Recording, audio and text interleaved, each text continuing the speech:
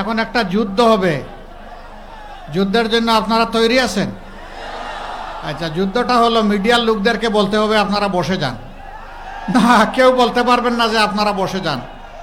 ওনারা ওনাদের দায়িত্ব বসে হোক দাঁড়িয়ে হোক যেভাবে স্বস্তিবোধ করবে পালন করবে, আমরা সবাই বসে যাব, ঠিক আছে? এখন দেখেন ওই কিছু বুদ্ধিমান লোক পিছন থেকে পানি দিয়ে সবাইকে ঠান্ডা করে ফেলতেছে, ওইটাও লাগবে না, ইনশাল্লাহ সবাই বসে যাবে। আর মিডিয়ার যারা আছে তারা দাঁড়িয়ে দাঁড়িয়ে তাদের দায়িত্ব পালন করবেন। যারা বসার কথা বলছেন তারা বসে যান, ওই বসার কথা যারা বলতেছেন ইনারা বসে যান। হ্যাঁ, ইনারা বসেন, আমি দেখতেছি। হ্যাঁ বসেন, আপনাদেরকেই বসতে হবে। আর মিডিয়ার লোকেরা দাঁড়ায় থাকবে ইনশাআল্লাহ। প্রিয় নাটোরবাসী, আপনারা কেমন আছেন সবাই?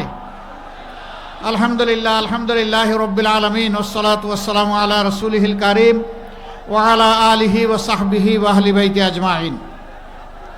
আল্লাহ তাআলার অসংখ্য অসংখ্য শুকরিয়া।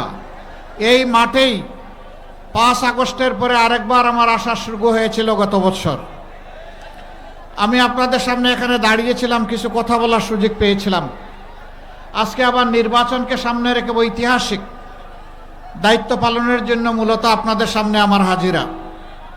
আমরা সবাই জানি আগামী 12 ফেব্রুয়ারি ইনশাআল্লাহ গণভোট এবং জাতীয় নির্বাচন অনুষ্ঠিত হবে একই দিনে। এই নির্বাচনের জন্য আপনারা কি সবাই প্রস্তুত? আল্লাহ, এইরকম বললে প্রস্তুতি হয়। আপনারা প্রস্তুত? ও মাশাআল্লাহ, বোঝা গেল প্রস্তুতি মজবুত আছে আলহামদুলিল্লাহ। এখন প্রস্তুতি বহুবিধ, সেই কথা পরে বলছি। এ বাংলাদেশ আমাদের সকলের প্রিয় জন্মভূমি। বাংলাদেশ ভালো থাকলে আমরা ভালো থাকব, বাংলাদেশ ভালো না থাকলে আমরা কেউ ভালো থাকতে পারবো না। 54 বছরে এক এক করে গিয়েছে 3টা দল, তারা পর্যায়ক্রমে দেশ শাসন করেছেন। জনগণ তাদেরকে দেখেছে, তারা কি ধরনের শাসন উপহার দিবেন এটা নতুন করে তাদের আর বলার কোনো দরকার নাই। এর মাঝে একটা দল এখন কার্যত তারা কার্যক্রম নিষিদ্ধ হয়ে বাংলাদেশে রাজনৈতিক ময়দানে নেই।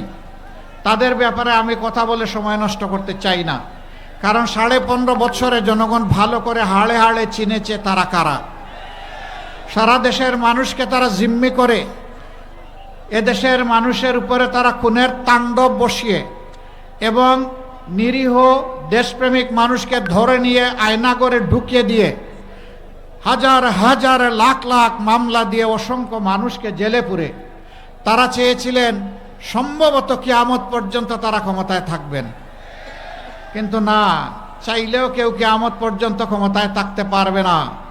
আল্লাহ তাআলা পরিষ্কারভাবে জানিয়ে দিয়েছেন, আউযু বিল্লাহি মিনাশ শাইতানির রাজীম, কুলিল্লাহুম্মা মালিকাল মুলকি তুতিল মুলকা মান তাশাউ ওয়া তানজিউল মুলকা মিম্মান তাশা। বলে দাও হে নবী, আল্লাহ সেই মহান সত্তা যিনি সমস্ত সৃষ্টির বাদশাহীর মালিক। তিনি একমাত্র বাদশাহ, তার বাইরে কোনো বাদশাহ নাই।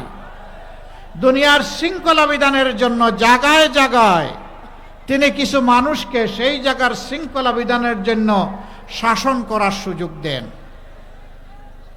যারা আল্লাহর এই আমানতকে হেফাজত করে, মানুষকে সম্মান করে, শ্রদ্ধা করে, অধিকার সংরক্ষণ করে, দেশ এবং জাতির জন্য কাজ করে, আল্লাহর নির্দেশ মেনে চলে, আল্লাহ তাদের সম্মান বাড়িয়ে দেন। আর যারা মানুষের সাথে বিশ্বাসঘাতকতা করে, মানুষের সম্পদ লুণ্ঠন করে, ডাকাতি করে, চুরি করে, সন্ত্রাস করে, চাঁদাবাজি করে, আল্লাহ রাব্বুল আলামিন একসময় তাদের হাত থেকে ঝাপটা মেরে ক্ষমতা নিয়ে আনেন। এটি দুনিয়ার নিয়ম। সেই নিয়মের অধীনেই আওয়ামী লীগকে বিদায় নিতে হয়েছে। তবে বিদায়টা এমনি এমনি হয় নাই। আওয়ামী লীগ তুমি চলে যাও এই কথা বলার সাথে সাথে আওয়ামী লীগ যায় নাই। এটা বড় রক্তমূল্যে কিনা, বড় উচ্চ মূল্যে কিনা। 24 জুলাই বাংলাদেশের ইতিহাসে এক রক্তাক্ত কাহিনী।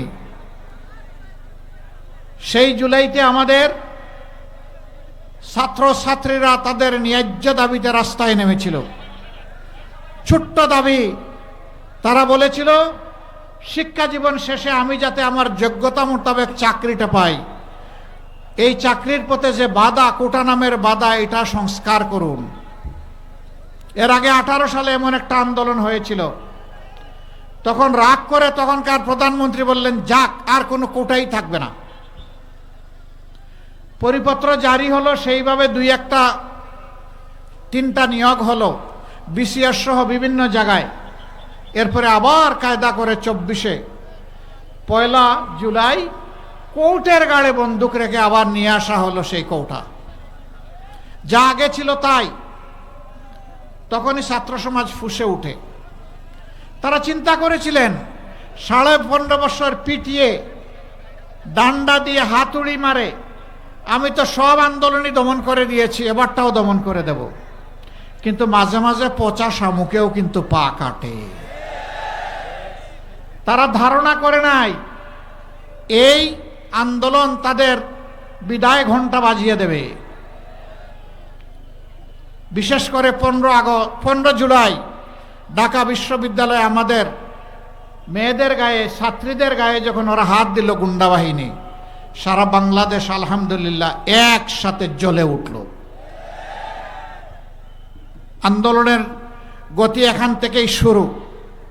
তারপরে উত্তরবঙ্গের বীর সন্তান, সিংহপুরুষ, বেগম রোকেয়া বিশ্ববিদ্যালয়ের কৃতি ছাত্র, মেধাবী ছাত্র আবু সাইদ রাস্তায় নেমে বলেছিল, হয় আমারে আমার অধিকার দে, না হয় একটা গুলি দে। এবং সে ডানা মেলে বলেছিল, ভাই এখানে রেখে দাও না, ওইখানে রাখছো না। সে বলেছিল ডানা মেলে, বুকের ভিতরে তুমুল ঝড়, বুক পেতেছি গুলি কর। হ্যাঁ, গুলি হয়েছে, 1, 2, 3টা করে গুলি হয়েছে। যান আপনারা যান, আমি ঠিক করব। 1, 2, 3টা করে গুলি হয়েছে। আলহামদুলিল্লাহ, মায়ের পেট থেকে জন্ম নিয়েছিল বীর হয়ে, কাপুরুষ হয়ে জন্ম নেয় নাই। যার কারণে 3টা গুলি বুকে নিয়েছে, একটাও পিঠে নেয় নাই। এই আবু সাইদ একদিনে 6 জন, রংপুর থেকে চট্টগ্রাম, একদিনে 6 জন আমাদের বুকের সন্তান বিদায় নিল। নূতন মাত্রা পেল এই আন্দোলন। সারা বিশ্ব আবু সাইদকে বিপ্লবের আইকন হিসাবে স্যালুট জানানো শুরু করলো। উত্তরবঙ্গের জনগণ তার জন্য গর্বিত। আল্লাহ জনপথের ইজ্জত তার উসিলায় আরো বাড়িয়ে দিন। কিন্তু আবু সাইদ মুগ্ধ। শেষ পর্যন্ত শরীফ উসমান হাদি এরা তাদের জীবনটা গিয়ে আমাদের কাঁধের উপর 1400 বীর সন্তানের লাশ রেখে গেছে, থালা থালা রক্ত রেখে গেছে। তারা যাওয়ার আগে বলে গেছে, এ বাংলাদেশের জনগণ, আমাদের লাশ আর রক্ত আপনাদের সামনে আমানতে রেখে গেলাম, আমাদের লাশ এবং রক্তের অমর্যাদা করবেন না। তারা সেদিন রাস্তায় নেমে মাত্র একটা স্লোগান দিয়েছিল,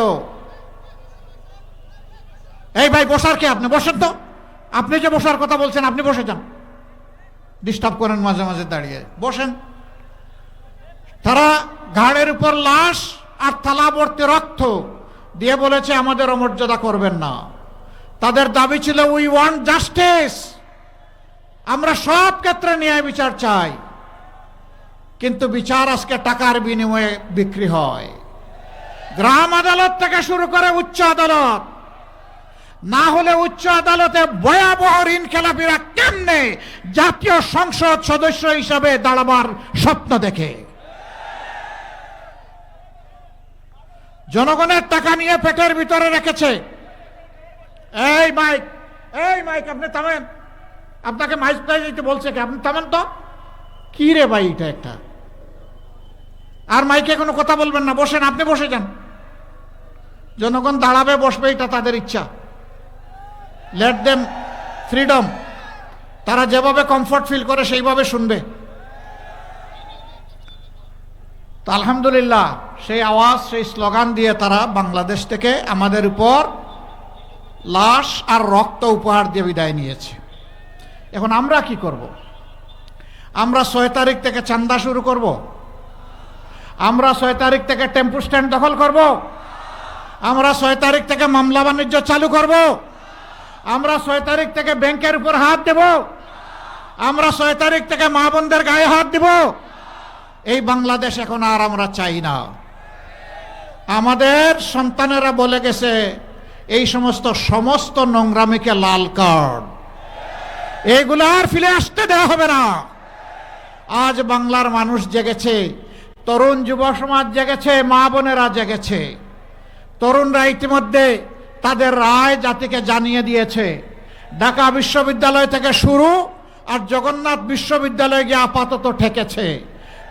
পাঁচটি পাবলিক বিশ্ববিদ্যালয়ে রায় দিয়ে এদেশের তরুণ ছাত্র সমাজ বলে দিয়েছে, লড়াই করেছি ন্যায় এবং সত্যের পক্ষে, কোনো চাঁদাবাজ এবং দুর্নীতিবাজের সঙ্গী হওয়ার জন্য নয়। তারা রাস্তা আমাদেরকে দেখিয়ে দিয়েছে। আমাদের মা বোনেরা তারা তাদের সিদ্ধান্ত ব্যক্ত করতে শুরু করছে। এই সাংবাদিক বন্ধুরা যখন তাদেরকে কোথাও জিজ্ঞেস করে ভোট দিবেন কারে, ডেসপারেটলি বলে দাড়ি পাল্লায় দেব, শাপলাকলিতে দিব, রিকশায় দিব, মানে 11 দলের প্রতীকে দেব।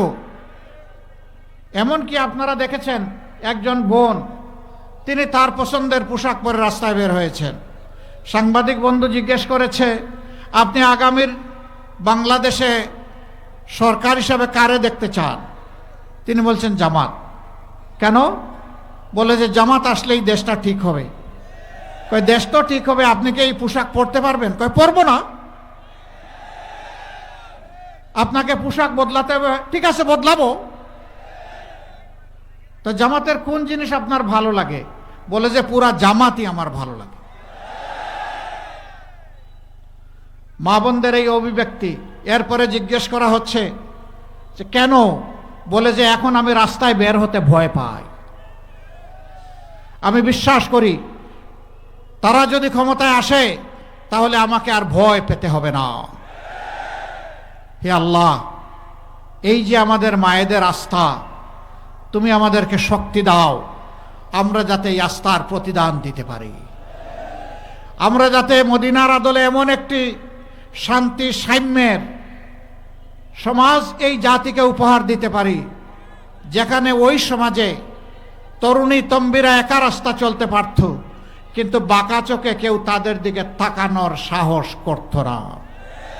আমরা ওই বাংলাদেশটি চাই, যেই বাংলাদেশে আমার মেয়ে, আমার বোন, আমার স্ত্রী, আমার মায়েরা স্বাচ্ছন্দ্যে নিরাপদে ঘরে থাকবেন, প্রয়োজনে রাস্তায় যাতায়াত করবেন, কর্মস্থলে কর্তব্য পালন করবেন, পেশাগত দায়িত্ব পালন করবেন, আল্লাহ ছাড়া আর কাউকে ভয় করার প্রয়োজন হবে না। আমরা সেই বাংলাদেশটি দেখতে চাই। এই বাংলাদেশটা কি মায়েদের জন্য, বোনেদের জন্য আপনারাও চান? আমরা শিশুর জন্য সেই বাংলাদেশ চাই, জন্ম নেওয়ার পরে সে যেন অপুষ্টিতে না ভুগে, সে যেন তার প্রাপ্যটা পায়, সে যেন তার স্বাস্থ্য পরিচর্যা পায়, আর একটু বয়স হলে সে যেন সুশিক্ষা পায়, তার শিক্ষা শেষ হলে সে যেন হাতে তার কাজ পেয়ে যায়। আমরা সেই বাংলাদেশটা গঠন করতে চাচ্ছি। এখানেই আমাদের কথা সাফ। আমরা আমাদের যুব সমাজকে তাদের হাতে বেকারের ভাতা তুলে দিয়ে অপমান করব না। তারা দাবি তুলে মিছিল করে কাউকে বলেনি আমাদেরকে বেকার ভাতা দিতে হবে। 24-এ তারা আন্দোলন করে বলেছিল আমাদের কাজ আমাদের হাতে তুলে দিতে হবে। আমরা কথা দিচ্ছি, আমরা সেই শিক্ষাটাই আমাদের সন্তানদেরকে দান করব। শিক্ষার পাঠ শেষ হওয়ার সাথে সাথে তাদের যোগ্যতা অনুযায়ী তাদের হাতে কাজ চলে যাবে ইনশাআল্লাহ। সেই দিন কাজ তুলে দিয়ে বলবো, যাও গড়ে দাও আমার প্রিয় বাংলাদেশ, আর গর্ব করে বলো আমি বাংলাদেশ। এরপরে বলো এ আমার বাংলাদেশ। সেই দায়িত্ব তোমাদেরকে দিতে চাই। এখনকার যুব সমাজকে এই দায়িত্ব গ্রহণ করার জন্য প্রস্তুত? প্রস্তুত? দেখি যুবকরা হাত তুলেন দেখি। 2 হাত, বাকি যায় নাই।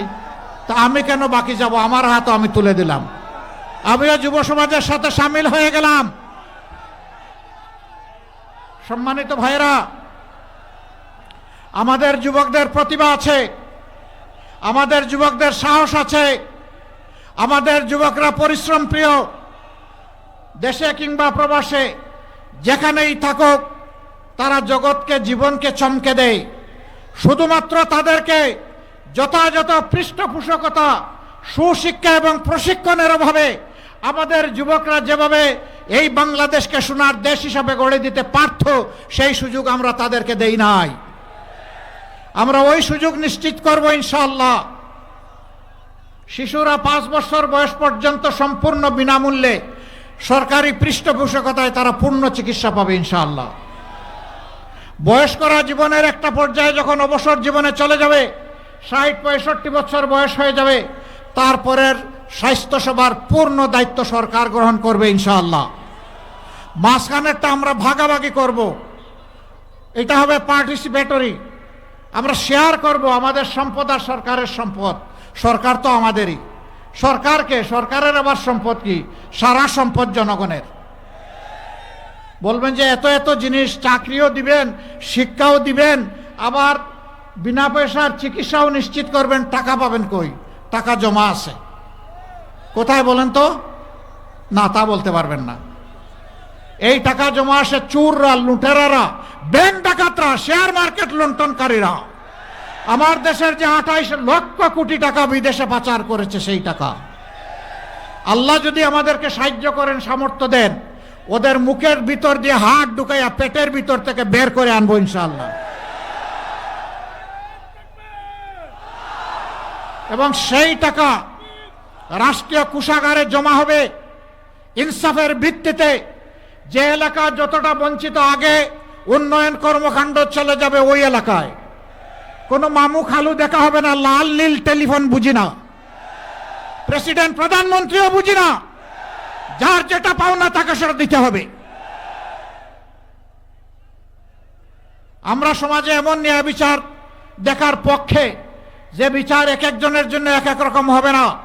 একজন সাধারণ মানুষ কোনো নির্দিষ্ট অপরাধ করলে তার বিচারে যে শাস্তি হবে, দেশের প্রধানমন্ত্রী কিংবা রাষ্ট্রপতি যদি সেই একই অপরাধ করেন, তাদেরকেও ছাড় দিয়ে কথা বলা হবে না। একই বিচারের আওতায় আনতে হবে। এর নাম ন্যায় বিচার। জাতি মুখিয়ে আছে সেই বিচার দেখার জন্যে। যারা তখনও দেশের টাকা চুরি করেছে, এখনো চুরি করে, যারা তখনও টাকা লুণ্ঠন করেছে, এখনো করে, যারা তখনও চাঁদাবাজি করতো, এখনো করে। 12 তারিখ দেশের মানুষ 12.5 কোটি ভোটার, তাদের জন্য 12.5 কোটি লাল কার্ড তৈরি করে রেখেছে। সম্মানিত ভাইরা, এই যুব সমাজ চিৎকার দিয়ে এখন বলছে, আমরা পুরানা বন্দোবস্তের পচা রাজনীতি আর দেখতে চাই না। আমরা নতুন রাজনীতি, নতুন বাংলাদেশ দেখতে চাই। যারা নতুন রাজনীতি, নতুন বাংলাদেশের মাধ্যমে দেশকে এগিয়ে নেবে, সুশাসন কায়েম করবে, তারা অবশ্যই গণভোটে হা বলবে ইনশাআল্লাহ। আর যারা পচা রাজনীতিতে আবার দেশকে টেনে নিয়ে ফেসিবাদ তৈরি করতে চাইবে, তারাই ভিতরে ভিতরে না বলবে। সাধু সাবধান, জনগণ এবার কাউকে ছেড়ে কথা বলবে না। তাহলে 12 তারিখের প্রথম ভোট কিসে? ইনশাআল্লাহ। এবার আসেন সরকার গঠনের ভোট। আমরা ইতিমধ্যে ঘোষণা দিয়েছি ইনশাআল্লাহ। 12 কোটি মানুষ এক সময় ছিল, এর আগে 7 কোটি ছিল, এখন 18 কোটি, হয়তোবা দেখা যাবে 10 বছর পরে 20 কোটি। এই 18 কোটি মানুষের জন্য 64 জেলার প্রত্যেক জেলায় সরকারি মেডিকেল কলেজ হবে ইনশাআল্লাহ। নাটোর জেলায় মেডিকেল কলেজ আছে? দরকার আছে আপনাদের? আমরা দিব ইনশাআল্লাহ। এটা আমাদের বাপের টাকায় নয়, আপনাদের ট্যাক্সের টাকায় ইনশাআল্লাহ। এ পাওনা আপনাদেরকে বুঝিয়ে দেওয়া হবে। এবং প্রত্যেকটি জেলা কেন্দ্রে, বিভাগীয় কেন্দ্রে বিশেষায়িত হাসপাতালও গড়ে তোলা হবে ইনশাআল্লাহ। হাঁচি কাশি দিলে জনগণকে ফেলে বহু নেতা নেত্রী বিদেশের দিকে দৌড় দেয়। আমরা বিদেশের দিকে আর কাউকে দৌড়াতে দেব না। এখানেই সুচিকিৎসার সমস্ত ব্যবস্থা গড়ে তোলা হবে। সম্মানিত ভাই ও বন্ধুগণ, এই বাংলাদেশটাই আমরা 12 তারিখ গড়তে চাই। এই বাংলাদেশ গড়ার জন্য আপনাদের সহযোগিতা দরকার। আপনারা সহযোগিতা করতে প্রস্তুত? তাহলে 11 দল যে প্রতীক নিয়ে এসেছে, সেই প্রতীকের যাকে যেখানে দেওয়া হয়েছে, আমরা সকলে তার সাথে একাত্মবদ্ধ হয়ে ইনশাআল্লাহ তার বিজয় ছিনিয়ে আনব। এ বিজয় কোনো দলের নয়, কোনো গোষ্ঠীর নয়, কোনো পরিবারের নয়, এ বিজয় সারা জাতির। আপনাদেরকে সাক্ষী রেখে বলছি, জোটের সবাই বলে সবচেয়ে বড় দল জামাতে ইসলামী, আমরা জামাতে ইসলামীর বিজয় চাই না, আমরা চাই বাংলাদেশের 18 কোটি মানুষের বিজয়। 18 কোটি মানুষের বিজয় হলে তার গর্বিত অংশীদার আমরা সবাই হব। আমরা আর দলীয় রাজনীতির গেড়াকলে দেশকে ঢুকাতে চাই না। এই জন্যই আমরা আজ ঐক্যবদ্ধ, আমাদের স্লোগান ঐক্যবদ্ধ বাংলাদেশ। আর কাউকে ধর্ম বর্ণের ভিত্তিতে এই জাতিকে বিভক্ত করতে দেব না, আমরা কেউ দিব না। ওদেরকে রুখে দিব যারা এই নোংরা কাজ করবে। এখানে মুসলমান, হিন্দু, বৌদ্ধ, খ্রিস্টান আমরা যারা আছি, আমরা একই বাগানের ভিন্ন ভিন্ন গাছ, সবাই মিলেই আমাদের ফুলের বাগান। একসাথে চলবো, নিরাপদে থাকবো, যার যেটা অধিকার সেইটা আমরা পেয়ে যাব। ধর্মের ভিত্তিতে কাউকে তার অধিকার থেকে বঞ্চিত করা যাবে না। মতলববাজরা এই কথা বলে বলেই আমাদের বিভিন্ন ধর্মের ভাই বোনদের তারা সর্বনাশ করেছে। ওই সুযোগ আমরা আর দেব না। আমরা মিলেমিশে বাংলাদেশ গড়ব, সামনের দিকে এগিয়ে যাব। যুবকরা, আগামীর বাংলাদেশ তো আপনাদের হাতে তুলে দেব। ধরুন বাংলাদেশ একটা উড়োজাহাজ, রকেট গতিতে এর উন্নয়ন হবে সামনের দিকে ইনশাআল্লাহ। সেই উড়োজাহাজের ড্রাইভিং সিট, যেটাকে ককপিট বলা হয়, সেখানে আমরা যুবকদেরকে বসিয়ে দেব ইনশাআল্লাহ। আর আমরা গিয়ে বসবো প্যাসেঞ্জারের সিটে। তারা রকেট গতিতে বাংলাদেশকে সামনের দিকে নিয়ে যাবে। আর পিছনের ইতিহাস নিয়ে কামড়া কামড়ি করব না। কে তুলসী পাতা ধোয়া, কে দুধে ধোয়া, টান দিলে সকলের গা থেকেই দুর্গন্ধ বের হবে। দুর্গন্ধ তারাই পছন্দ করে ওই ময়লার মাঝে যে প্রাণীর জন্ম হয়। মানব জাতি আশরাফুল মখলুকাত, ওই ময়লা নিয়ে আর ঘাটাঘাটি করবে না। সরকারি যারা কর্মচারী কর্মকর্তা আছেন, তারাও এই দেশের মানুষ, তারা আমাদের ভাই, আমরা তাদের ভাই। একটা অবস্থা এমন করে ফেলা হয়েছে যে আমাদের উভয়কে উভয়ের মুখামুখি করা ফেলা হয়েছে। এইটা কোনো দেশের জন্য কোনো ভালো লক্ষণ নয়। হাতে হাত মিলিয়ে সবাই মিলেই আমরা দেশ গড়ব ইনশাআল্লাহ। আজকে বেতন বৈষম্য দূর করার দাবিতে বিভিন্ন জায়গায় মিছিল হচ্ছে, সমাবেশ হচ্ছে, দাবি দাওয়া পেশ করা হচ্ছে। কেন এটা করতে হবে? এই রাষ্ট্রের কি কোনো অভিভাবক নাই? কোনো মা বাবা নাই? উদাহরণস্বরূপ সেনাবাহিনী, আধা সামরিক বাহিনী, এই দুইটা বাহিনী যখন তাদের বাহিনীতে যোগদান করে, সেই যোগদানের মুহূর্তেই তারা নিয়ত করে, অঙ্গীকার করে, আমি আমার দেশের প্রতি ইঞ্চি মাটি হেফাজত করার জন্য প্রয়োজনে জীবন দিব, কিন্তু 1 ইঞ্চি মাটি কাউকে দেব না। এই যারা জীবন মূল্যের শপথ করেছে তারা আর আমি একই জিনিস। এর নাম ইনসাফ নয়। ইনসাফ, যার যেটা মর্যাদা তাকে সেটা দিতে হবে, যার যেটা পাওনা তাকে সেটা দিতে হবে। পুলিশ আছে, র্যাব আছে, আনসার আছে, আরো এইরকম অনেকগুলো শৃঙ্খলা বাহিনী আছে। তাদের দিন নাই, রাত নাই, 24 ঘন্টা। কখন কোন জায়গা থেকে কল আসে তাকে বলতে হবে আমি হাজির। এমনকি ঝুঁকি নিয়ে তাদেরকে দায়িত্ব পালন করতে হয়। কিন্তু তাদেরকে সম্মানজনক বেতন ভাতা আপনি দিবেন না। আবার তারা অন্যায় করলে বলবেন যে দুর্নীতি কেন করলা। রাষ্ট্রের কোনো অধিকার নেই। আগে তার মর্যাদাটা তাকে দিতে হবে, অধিকারটা দিতে হবে, সম্মান নিয়ে, তার পরিবার নিয়ে, তার সন্তান নিয়ে, তার মা বাবা নিয়ে সে যাতে বাঁচতে পারে।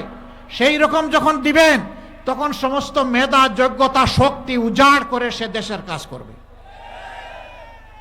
এরপরেও যদি কেউ অন্যায় করে, তখন তার ব্যাপারটা আলাদা।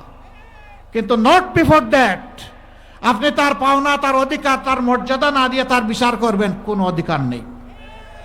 এমনকি একজন চোরও যদি চুরি করে, আগে দেখতে হবে ক্ষুধার জ্বালায় যে আগুন জ্বলে উঠেছে তার পেটে, সেই আগুন নেভানোর জন্য চুরি করেছে কিনা।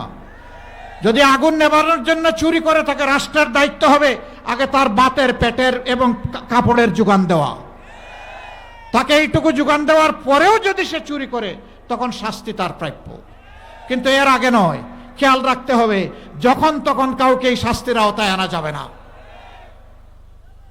নবী করিম সাল্লাল্লাহু আলাইহি সাল্লাম মক্কা থেকে যারা তাকে বিদায় নিতে বাধ্য করেছিল, 10টা বছর তিনি আপন জন্মভূমি ত্যাগ করে মদিনায় ছিলেন। 7 বছরের মাথায় যখন তিনি ফিরে আসলেন, পবিত্র কাবাগরের সামনে দাঁড়িয়ে কুরেশদেরকে জিজ্ঞেস করলেন, ও মক্কাবাসী, আজকে মুহাম্মদের কাছে তোমরা কি চাও সাল্লাল্লাহু আলাইহি ওয়াসাল্লাম। মক্কার সর্দার আবু সুফিয়ান দাঁড়িয়ে বললেন, আপনি আমাদের সম্মানিত ভাই, আপনি আমাদের সম্মানিত ভাতিজা। কি চাই না বলেই তিনি বসে গেলেন।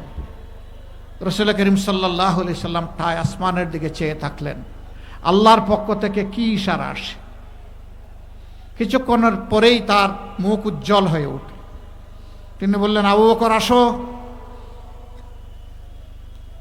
ওমর আসো, উসমান আসো, আলী আসো, জুবায়ের আসো, যাও মক্কার অলিতে গলিতে তোমরা জানিয়ে দাও, ঘোষণা করে দাও, মহান আল্লাহ আর তার রসুলের পক্ষ থেকে মক্কাবাসীকে ক্ষমা করে দেওয়া হলো। তবে 10 জন মানুষ যারা নিরীহ মানুষদেরকে খুন করেছিল, তাদের জন্য শাস্তি হিসাবে তাদেরকে হত্যা করা হবে। কিন্তু না, পরে ওই 10 জনও না, মাত্র 3 জন, বাকিরা পালায়ে গেছে। এরপরে কেউ কেউ এসে তারা আত্মসমর্পণ করেছে, নিরাপত্তা চেয়েছে, আল্লাহ রসুল দিয়ে দিয়েছেন। অতীতের জন্য আল্লাহ রসুল কোনো বিচার করেন নাই। আমরা অতীত নিয়ে খুব ঘাটাঘাটি করতে পারবো না, তবে জুলাইয়ের দায়িত্ব অস্বীকার করতে পারবো না। এই দায়িত্বের প্রতি আমাদেরকে সম্মান দেখাতে হবে। আপনারা দোয়া করবেন। আজকে আপনারা এই যে জনজোয়ার এখানে দেখছেন, এটা শুধু নাটোরে না, এ জোয়ার সারা বাংলাদেশে শুরু হয়েছে। এক একটা জনসভায় পাল্লা দিয়ে পুরুষের মতো নারীরাও এসে যাচ্ছেন। তারাও এসে বলছেন, আমরা আছি সত্যের পক্ষে। যা আল হক ও জাহাক আল বাতিল ইন্নাল বাতিলা কানা জাহুকা। আজকে দরজায় সত্য এসে কড়া নেড়ে বলছে, সত্য এসে গেছে, মিথ্যা পালিয়ে যাচ্ছে। ইনশাআল্লাহ সত্যের বিজয় হবে ইনশাআল্লাহ। 12 তারিখের সেই দিনটির জন্য এখন থেকে প্রস্তুতি গ্রহণ করুন। 13 তারিখ বা 12 তারিখ রাত্রে নিজেদের পাওনা সমঝে তারপরে ঘরে ফিরবেন, ওযু করবেন, 2 রাকাত নামাজ, 4টা সিজদা, চোখের পানি দিয়ে আল্লাহ শুকরিয়া আদায় করবেন ইনশাআল্লাহ।